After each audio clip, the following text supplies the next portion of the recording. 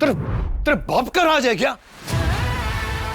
हाँ, तो आर्यन खान की debut series as a director the of Bollywood आ चुकी थी लास्ट वीक। रिव्यू करना था पर बहुत ज्यादा काम आ गया था बीच में, बड़ा भी टाइम मिल रहा है तो कर लेते हैं। The good, the bad, the mid, सबके बारे में बात करेंगे। फटाफट से शुरू करते हैं। चलो, एज यूजुअल मैं ना बॉलीवुड पे इतना ज्यादा एक्सपेक्टेशन रखता नहीं हूँ कुछ देखने जाता हूँ तो वैसे ही मैं गया था लो एक्सपेक्टेशंस के साथ और I was surprise. Opening title काफी अच्छा लगा, decent 2D animation work which kind of feel like थोड़ा एआई भी यूज किया हुआ हो सकता है, बीजी या कहीं पे, आई डोंट नो, मैंने को नहीं मालूम, बट इट्स डिसेंट। स्कैम 1992 का ओपनिंग टाइटल देखा, थोड़ा बहुत वैसा ही स्टाइल में है, पर स्कैम का title is much better than this one in my opinion. Main lead में अपने लक्ष्य ललवानी एज आसमान सिंह, जिसको आपने किल मूवी में देखा होगा। ये एक टिपिकल आउटसाइडर की स्टोरी है जो बॉलीवुड में अपना नाम बनाने आया है। He is from Delhi, trying to make it in this glam industry. आसमान के साथ दो जन काफी ज्यादा दिखेंगे आपको, एक है उसकी मैनेजर सानिया और उसका बेस्ट फ्रेंड परवेज, जो राघव जुएल जी ने किया। और मुझे किल में उसका रोल काफी अच्छा लगा था। He was a villain in किल और इन दोनों की केमिस्ट्री भी वहीं से आती है। वहाँ हीरो विलन था और यहाँ पे दोनों दोस्त हैं। आसमान के पेरेंट्स रजत और नीता सिंह, मनोज पावा जी एज अवतार, ये सारे लोग उसका सपोर्ट सिस्टम बनते हैं to make it big in Bollywood. इन सबकी केमिस्ट्री सारे सीन्स में झलक के दिखती है। काम and sorted manager Sania,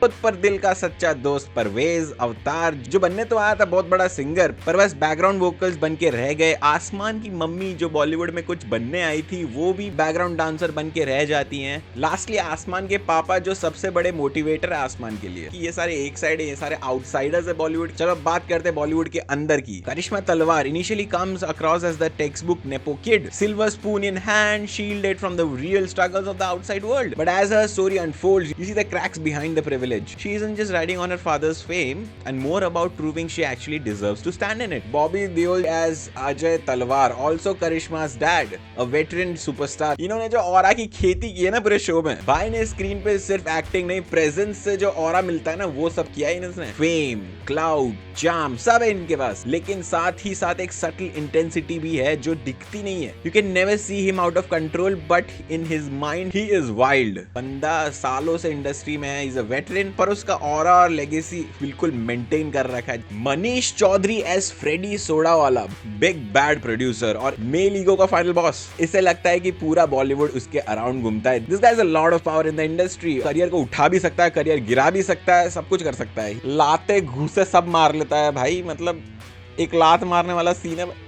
Let's not talk about it. ये कैरेक्टर इंडस्ट्री की डार्क पॉलिटिक्स और स्कीम्स को असली रूप में दिखाता है और ये शो मुझे काफी इंटरेस्टिंग लगा। People who are trying to get into this industry के लिए भी थोड़ी बहुत सीख दी है इन्होंने, क्योंकि मतलब एग्रीमेंट बराबर से पढ़ो, एग्रीमेंट ध्यान से पढ़ो। तुम फंस गए, तुम 10 साल तक इस बंदे के पास ही रहोगे, तुम आगे नहीं बढ़ पाओगे, ऐसा सब भी है। ये सब चीजें काफी अच्छी लगी। और भी बहुत सारे कैरेक्टर है। रजत बेदी भाई, he was so much fun in this entire show भाई, बहुत मजा आया इसको देखने में। पूरा नॉस्टैल्जिया हो गया मेरे को भाई। यो पीला जैकेट जो भाई ने कोई मिल गया में पहना था, बंदे ने ऑलमोस्ट अपना ही कैरेक्टर किया है, देखोगे तो पता चल जाएगा। Karan Johar is as himself, इसने कुछ एक्टिंग नहीं की है भाई, ये जो करण जौहर था वही है इसमें। मूवी माफिया टाइप से घुसा दिया है, वो देख के बहुत मजा आया। दिव्यक Sharma as Shoumik Talwar, Ajay Talwar spoiled son, is a delightfully obnoxious nepo kid. I love how he embodies the archetype of a child born and raised in a glamorous, wealthy family. Self-absorbed, disrespectful, and completely convinced the world revolves around him, with not even a single hint of humility and compassion. बंदा पूरा unhinged है. His performance perfectly captures the raw emotions of a boy whose life is defined by being a superstar's child. I think Aryan wrote this character as a subtle warning or message to Bollywood parents, showing how unchecked privilege can shape a child's behavior. ये ज्यादा लोग बात नहीं कर रहे, पर मेहरजान मजदा की performance बहुत सही लगी मुझे। An introverted Clark Kent energy, but level of loyalty this character has shown was promising. चलो ऊपर की बातें हो गई, चलो अभी अंडरवर्ल्ड में जाते हैं, माफिया की बात करते हैं। इसमें माफिया भी है। छोटा कासिफ, सलीम भाई, अब्दुल भाई और इन सब का बाप गफूर भाई। भाई तुम सीन में अगर ये सबको एक साथ देखो ना तो समझ जाओ बहुत ही मजा आने वाला है इस सीन में। भाई इन लोग के कॉन्वर्सेशन इतने फन है। टेंस सिचुएशन है, यहाँ पे बंदे को किडनैप किया हुआ है, यहाँ से सवाल किया जा रहा है, पर यहीं पे इन लोग जोक्स मार रहे हैं, बहुत ही बढ़िया। Manoj Pahwa ji has portrayed the most realist character in the series. He is the second most unhinged character in the series after of course Shamik. वो कैरेक्टर काफी कॉम्प्लेक्स लगा क्योंकि वो काफी खुश रहता है बाहर से, पर अंदर से वो मरा जा रहा है कि मैं इंडस्ट्री में कुछ कर नहीं पा रहा हूँ, इंडस्ट्री में कुछ कर नहीं पा रहा हूँ। ऐसा है वो बंदा। एक रिव्यूअर भी है भाई, वो बेसिकली पेड रिव्यू करता है। He also portrayed nicely by Pranay Manchanda. First episode में एक राउंड टेबल सीन है, काफी रिजेंबल करता है सिद्धांत चतुर्वेदी और अनन्या पांडे की राउंड टेबल से।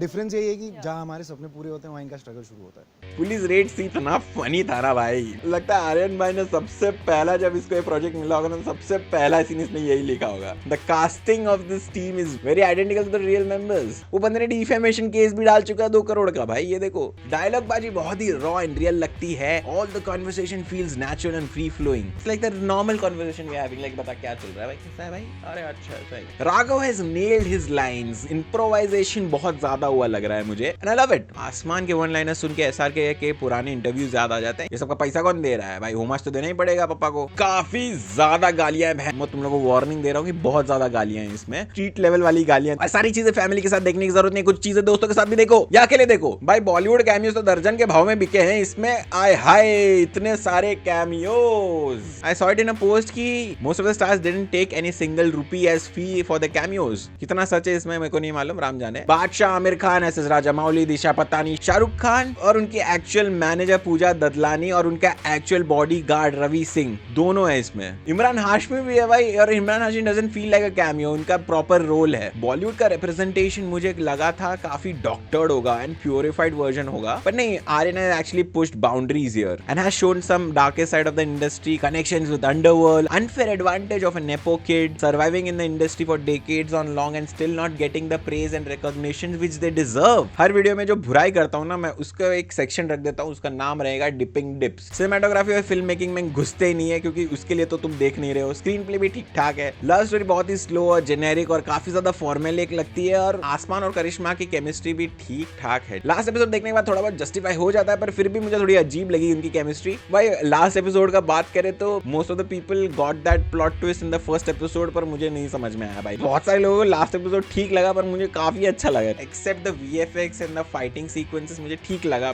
Bastard of Bollywood is a fun entertaining meta commentary on Bollywood seen from an insider's perspective. Aryan doesn't just manage to pull it off, he actually shines as a director. I also believe what Bobby Deol ji said in an interview. हमने आर्यन के साथ काम किया और ये show जो दिख रहा है आपको, जिस चीज़ों की बातें आप डिस्कस कर रहे हैं, ये डायलॉग वो डायलॉग, ये कैसे था वो कैसा था, सब उसकी वजह से है। This show is a roller coaster ride you will genuinely enjoy. Perfect for a laid back Sunday afternoon. It'll make you laugh, hunt for Easter eggs and keep you hooked. Totally binge worthy भाई, one time watch है, fun watch है। पसंद आया तो video like कर दो और subscribe मारना तो मत ही भूलना। बाय।